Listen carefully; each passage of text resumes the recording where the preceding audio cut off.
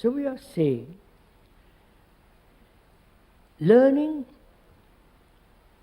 must be there, obviously. Learning about the external world, totally, as much as one can learn. Because learning is never complete about the external world. There's always something being added or taken away. But can one learn or observe oneself, never recording what is observed? Otherwise the recording becomes the knowledge and you're back again. You have understood this? Please, we are talking all together. It's not the speaker is laying down any dogma, any belief, any statement. We are inquiring together that humanity has accumulated a tremendous lot of information, knowledge, which is necessary externally, with all its pitfalls, with all its dangers, with all its limitations. And is there anything to learn about oneself? Or there is only the act of observation, not learning.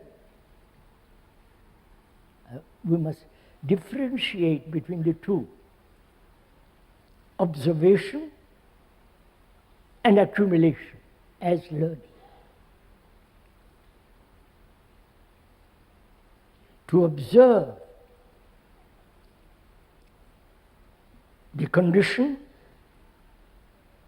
to observe the reactions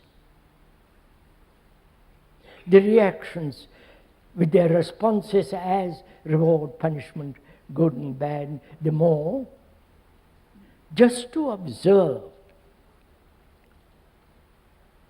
And that observation implies holding that which is observed without any movement of thought.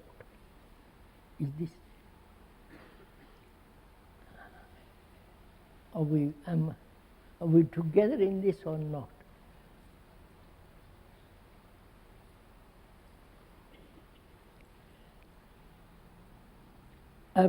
One observes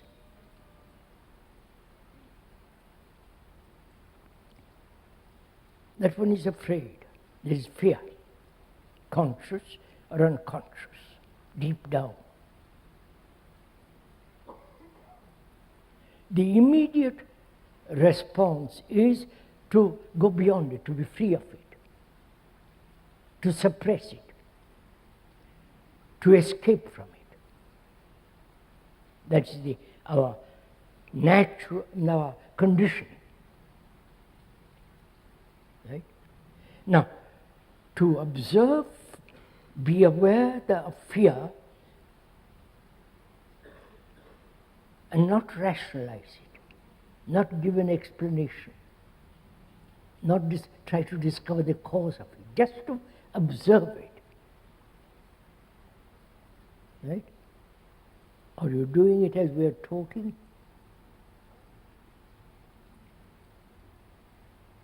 You observe that you are greedy, envious.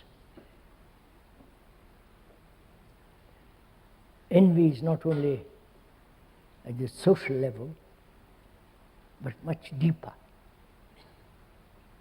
Envy implies the more.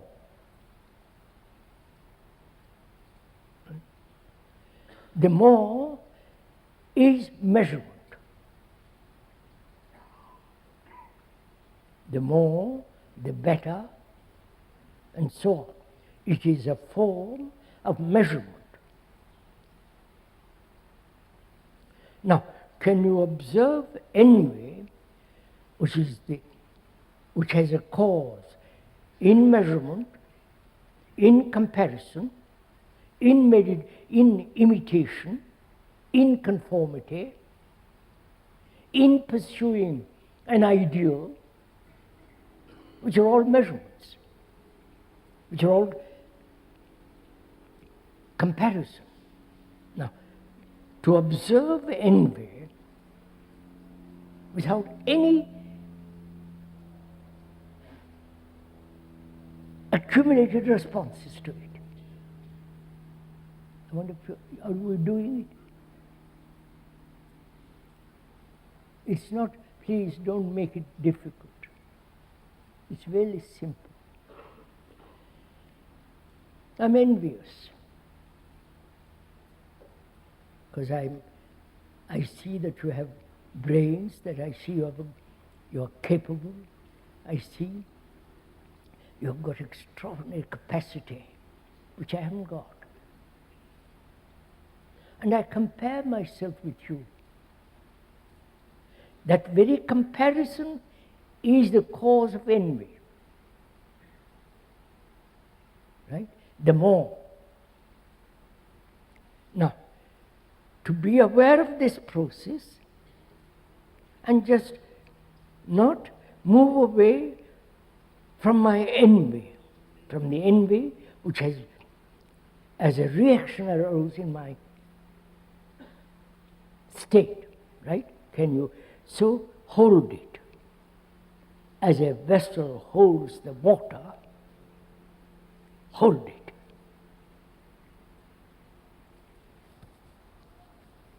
And avoid communicating. So perhaps some of us are not used to this kind of inquiry. Some of us perhaps come out of curiosity here, or to see the chap what he's talking about, why he's against or for, and all the thing that goes on in one's mind, the chattering mind. If one can, for an hour, give one's attention, maybe sporadic, but give your attention to understand a very complex problem. And the complex problem is what we have learned and accumulate all the time is making the brain mechanical. So knowledge is becoming mechanical, making the mind mechanical. You understand? I learn how to be a carpenter, be apprentice to master carpenter, and I learn. I've accumulated a great deal of knowledge about the instruments of carpentry, the wood and so on. And from there I become a carpenter. That becomes more and more mechanical. If I'm a specialist in a certain direction, it's the same thing. So we are asking a very serious question, which is knowledge making us psychological knowledge, not the outward knowledge, is the psychological knowledge making us more and more mechanical. Therefore, more and more limiting the capacity of the brain. The brain has an extraordinary capacity, infinite capacity. But we have reduced it to a very small affair, right? So can one observe this fact that psychologically we have been told what we are by the specialists, and according to them we try to understand ourselves. According to them we conform, but we never investigate apart from the psychologists. That means inquiring, not knowing, moving. Right? Is this? So, there is hearing, a different action of learning through observation. That learning is not accumulation. The water flowing is ever accumulating, moving, moving. And when there is this total process of listening, never accumulating from any experience, never recording that which has happened. And this can only take place when you are observing very, very closely.